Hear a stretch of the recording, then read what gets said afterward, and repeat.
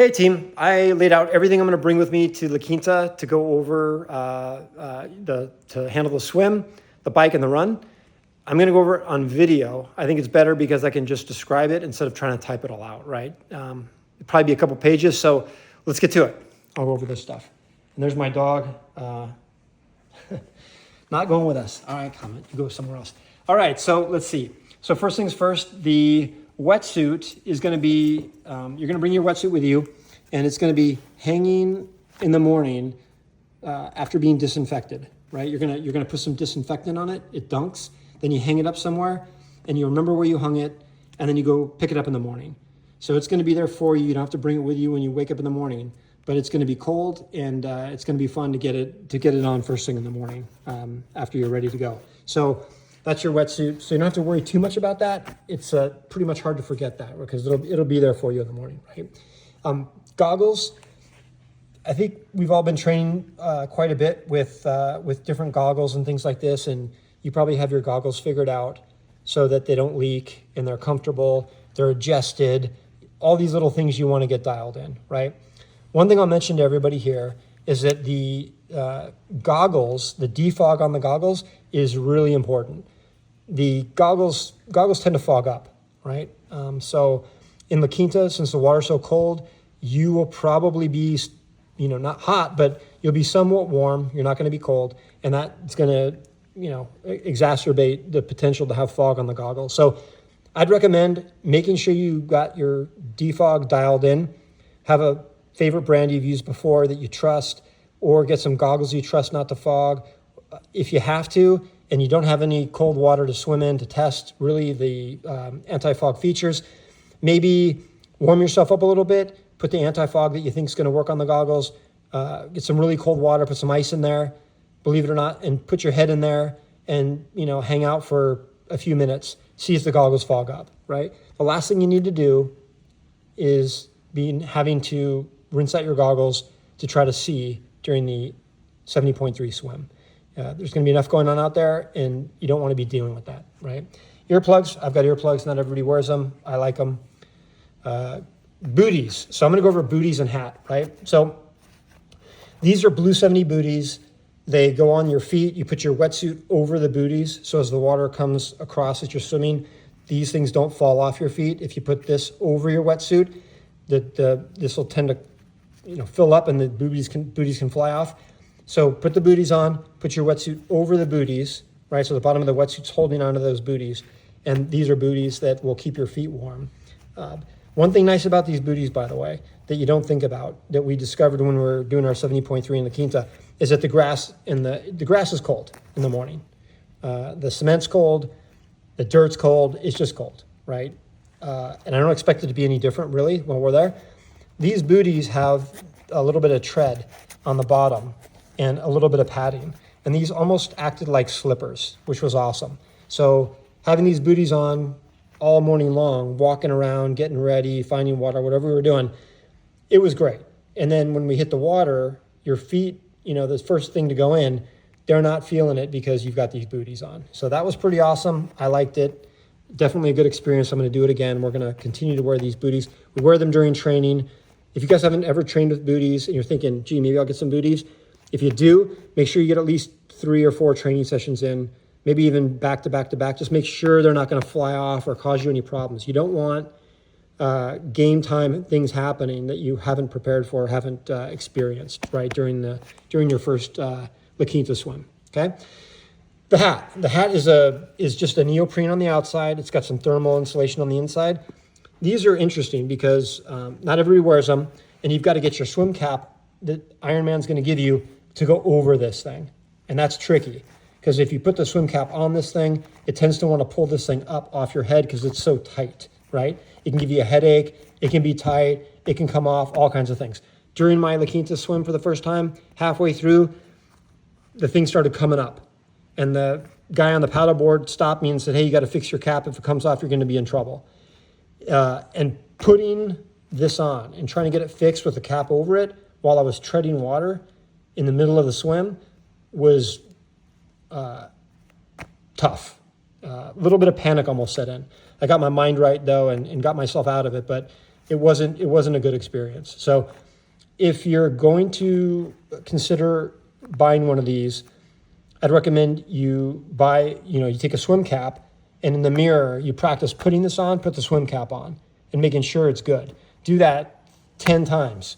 So you 100% know exactly what it feels like and how it's gonna work the morning of, so you can put this thing on, put the cap over it, put the strap on, and you're set, right? There's nothing, in other words, you don't wanna be worrying about this, right? You don't wanna be worrying about your booties. You don't wanna have any things to worry about. You're gonna have enough to think about in getting through that swim and nailing it, right? I know we're all gonna do it. We're all gonna be great. We're all gonna come out of the water on time, and it's gonna be good, but just minimize the things that you're not in control of, minimize all the things that you can control, so that the things that you can't control, you'll have time to deal with those, and you'll have some grace and some brain cycles to deal with those kinds of things, okay? So that's the equipment for the swim, right? Also in my bag, I've got this glide stick. I keep spray in there too. This is tri-spray. This is wetsuit safe, neoprene safe. You want to make sure that you don't buy any spray, glide, stuff like this, because some of it can degrade neoprene. You want to be careful. And from what I read, this stuff is safe, and so is this stuff. So I put this on my neck and on my shoulders. I put this and then I spray this on, and I'm good to go, right? Water, for LaQuinta at least, when you're waiting in line for the swim, at the very end before you go down the ramp to get in the water, maybe a few minutes or 5 minutes before you get in the water, there's a trash area where you can dump the trash. There's a trash can. People drop sandals there, sweaters, whatever it might be. So I'm going to carry water. We didn't have water with us last time, so we stood in line. I was thinking, it'd be great to have some water. Going to bring some water this time. And then a goo. I'm going to put this in my wetsuit sleeve, and I'm going to take this goo probably 5 minutes before I get in the water, right? So let's say I'm going down, I'm getting ready to get in the water. It's going to be about 5, 6, 7 minutes before I get in the water. I'm going down, and we're getting to the trash area. I'm going to take this goo. I'm going to have the rest of my water, ditch them both, and I'm all set to go, right? So that's all the swim gear here, right? Coming out of the swim, let's talk about getting out of the swim. You're going to get out of the swim. You're going to take your top of the wetsuit off. You're going to start walking or running, whatever you're going to feel like, out. The bottom of these things is going to help. I like them, like I said, so you can run. And the cement that we might be running on as we get out and get to the bike or wherever we're going, this helps that too. So that's good. I'll take this stuff off and I'm ready to go. Hold on one sec. My dog is hanging out on my stuff. Hey, go baby. There you go. Okay. So let's see. Coming out of the water, I've got my gear here. So I've got sunscreen. I've got my shoes and socks and towel, right? So first thing out of the water, I'm going to take my wetsuit off. I'm going to towel off. This is a small towel. When we went for the first time, I had a huge towel. It barely fit in the bag, and the bag ripped all open. So when the folks gave me my bag, it had a big tear in it, and the stuff was going to fall out of there. It was a little tough. So this time I'm going to bring a smaller towel with me. You guys can decide what to bring, but I bring a smaller towel with me this time, so I don't have that problem. And then coming out of the water, I'm going to take two. This is how I usually leave my shoes, right? Socks, shoes, goo. So 2 goos I take out of the water. Each one's a 35 milligram caffeine goo. So I've got 2 goos here. I've taken these out of the water every time. I don't drink any caffeine before I go swimming. So swimming, for me, it raises my heart rate, and I don't need that, especially if you're getting ready to leave the hotel. You're not going to be swimming for quite some time, believe it or not, right? You might leave the hotel at, let's say, 4 o'clock in the morning, 4:30. You don't hit the water till 7:15, let's say. That's a long time. So you don't want to be caffeinated while you're thinking about the swim and all the stuff that's happening. There's enough action there to keep you awake, I promise, right? Plus the cold's going to be there with you too to keep you alive and alert. So I take these 2 goos when I get out of the water, 2 35 milligram, that's about 1 shot of caffeine, 2 goos, I'm ready to go on the bike. So I dry off, throw on my socks, throw on my shoes, throw on my helmet. Before any of that, if it's sunny, I'll throw on some sunscreen. And then these gloves are optional. I'll probably leave these gloves in the bag when I take off. I won't even bring them with me. But if it's really, really cold and I'm not sure, I'll either put these on or I'll throw them in my back to keep them with me if I want to take them with me as an option. But I typically don't ever wear gloves on the bike, but you never know, right? So I'll have those ready. I'll also probably have a long sleeve shirt and some compression pants too. You can put extra stuff in your bag that you might want or you might not want, right? You can leave that as a game time decision. So if you think, you know what, I might want some of this or some of that, or I want gloves, or maybe I want I don't know, windbreaker because it might be raining. Bring all that stuff with you, and then when you pack your bag, think, do I want to put this in my bag or not? Now, if you do put it in your bag, you don't have to wear it. You can just leave it in the bag. You throw your wetsuit in the bag, you hand it back to the folks, you're off, right? So you can pack stuff in there that's optional. I tend to try to minimize the game time decisions, but it's nice to go when you get out of the swim, it's nice to walk up to your bag and have everything you could possibly want in there, right? You're not missing anything. You think, gee, I wish I would have packed this or that. It's all there, and that's not a bad thing at all, right? So that's everything for the swim that for the bike that I'm gonna be prepared with, right? Let me now go over the stuff that's gonna be on my bike, right? So here's the stuff that's gonna be on my bike. And again, I'm not gonna be tinkering with any of this stuff in transition, right? All the stuff you see here is already on my bike. So when I grab my bike and I go, everything here is with me as I take off on my bike, right? So one thing is this is a little satchel. Some people call it a bento box, whatever you want to call it. It's built into some TT bikes. My bike's not a TT bike, so I put this on there to make it more like a TT bike where I can put stuff. So I've got this inside of here. I've got salt tabs. This is the brand here. It's Salt Stick. I like these. These are they're not really 100% necessary. I've got enough salt coming in through the Gatorades I drink, but these are nice to have. They're keep you distracted, I guess, if you want, while you're on the bike. It's a little snack maybe almost, right? So I've got this. I don't have this in the bike, but I've got these in here, and I've got all these goos in here too. I'm gonna take a goo every half hour. And if you guys remember, I took the caffeinated goos right out of the water. So I've got 2 goos in me when I hit the bike. Now I'm riding. This is gonna be 30 minutes, 1 hour, 1:30, 2, 2:30. I'm gonna be done in 3 hours. So I've got all the goos I need. Usually you take a goo every 45 minutes, whether it's a Huma, a goo, or something else, right? But I'm trying to pack the calories in during the bike so I have enough for the run. So I'm gonna pack these goos and take these every 30 minutes.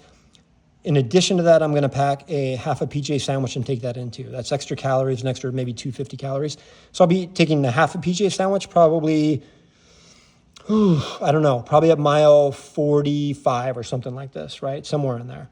So I'll be doing that. In addition to that, which is gonna be on my bike, I'm also gonna have fluid. I'll have 2 water bottles worth of fluid, 24 ounces each, 48 ounces total.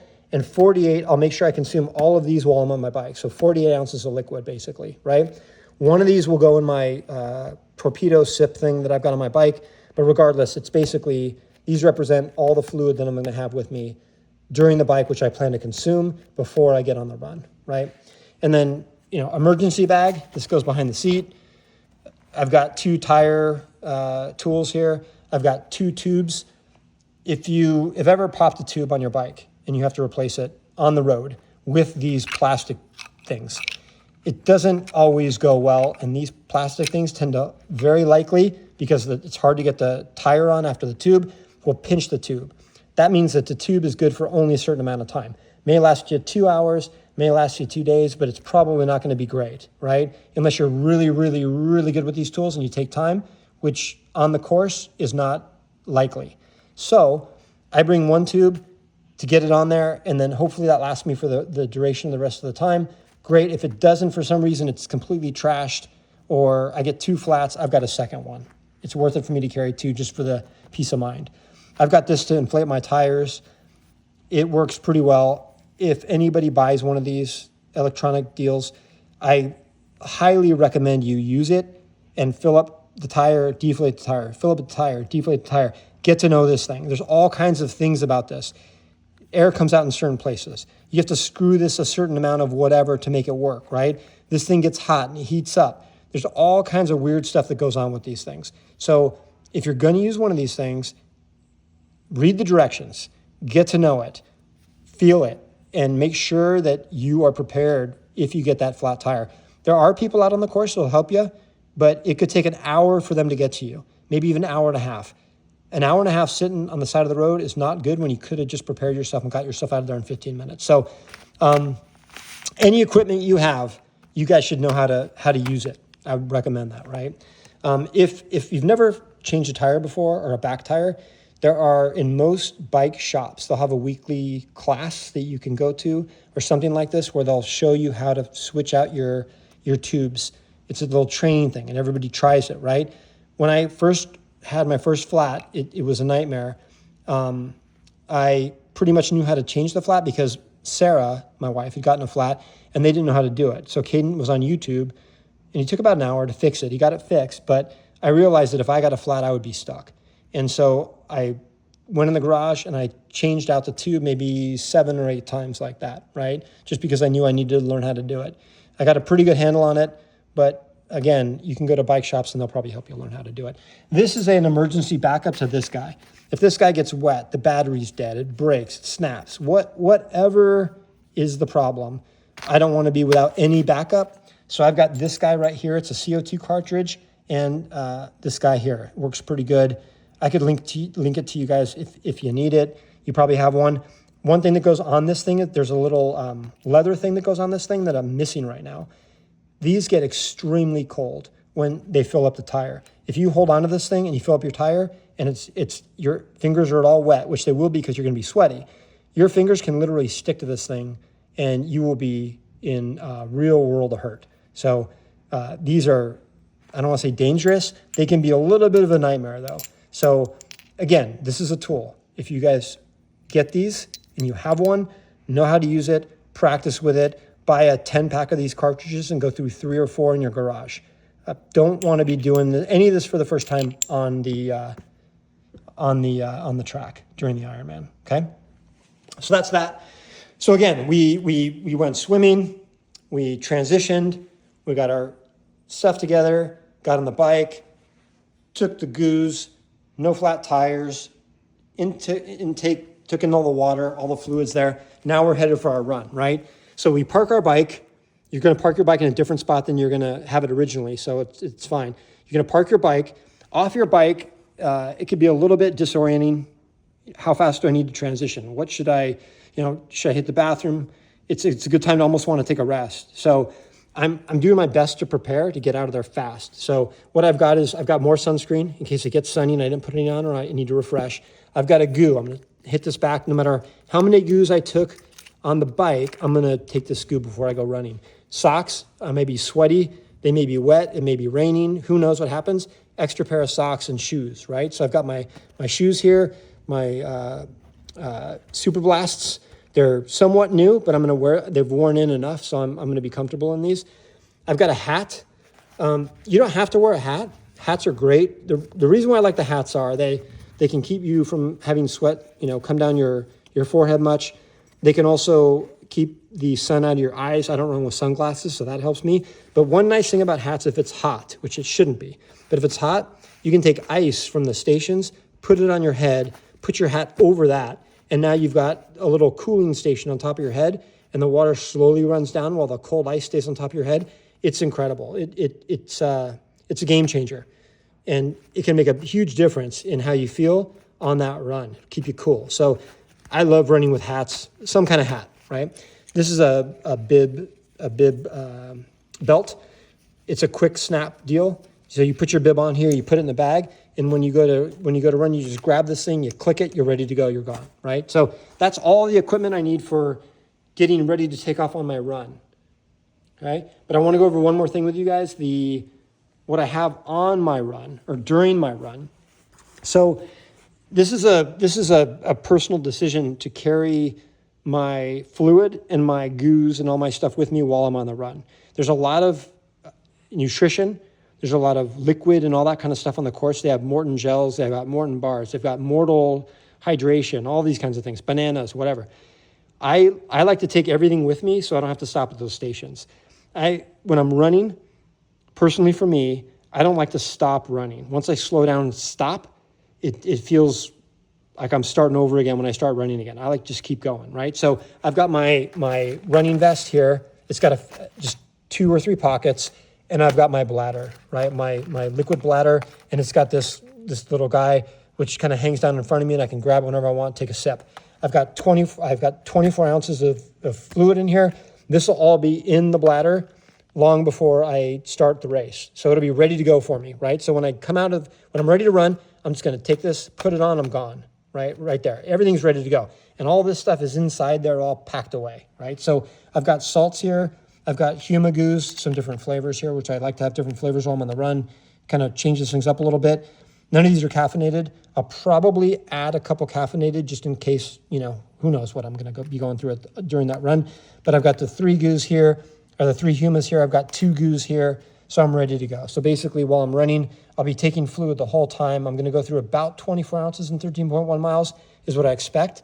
And then I'll have some salts. If I want to take them, I'll take them. And then I've got all my goos and nutrition I need here, right? If I want some water, I can always get that at the station, but I'm ready to go. So that's it. I'm going to send pictures of all these different kind of layouts here. But again, swim, ready to go. Get out of the swim, get onto the bike.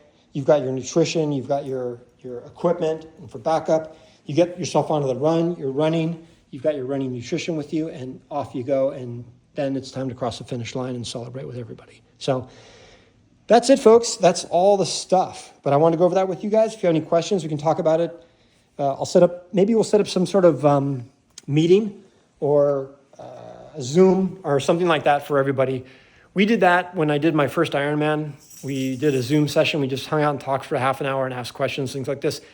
We should set something up like that. I'll work on that. Okay, get something set up so we can all get together, just talk about it before we're there, right? So I'll see you guys at least at minimum in LaQuinta, and look forward to seeing you guys across the finish line. All right? Peace out. Thanks, guys. Bye.